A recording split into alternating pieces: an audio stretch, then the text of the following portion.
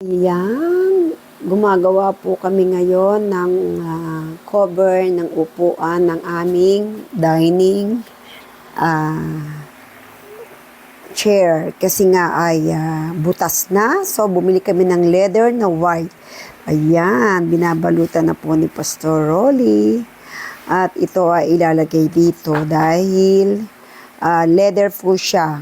Kasi ang aming bahay ay gold and white. So, decision kami na white na leather. Ayan. Makunat po ito. Ayan, binili namin to sa anuhan ng mga upuan.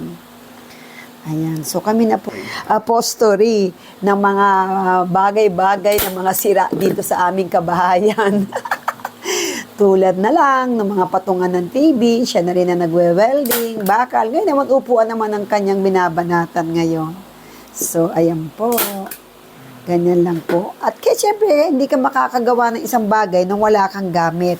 So, kumpleto kami ng tacker, kumpleto kami ng lagaring bakal, kumpleto kami lahat ng gamit, meron kaming welding, para sa mga bagay na kailangan talaga sa ating tahanan. Ayan.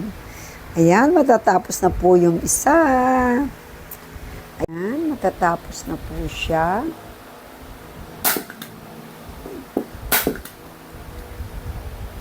Kung meron pong stapler sa sa papel, may stapler din po para sa upuan.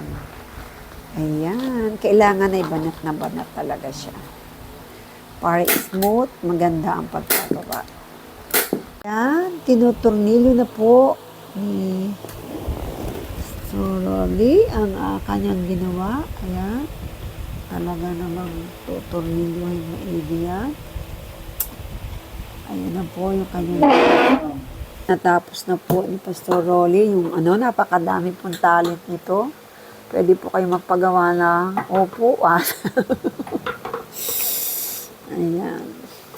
O di po ba, nagmukhang bago yung upuan namin. Yay! Ganda! Nice!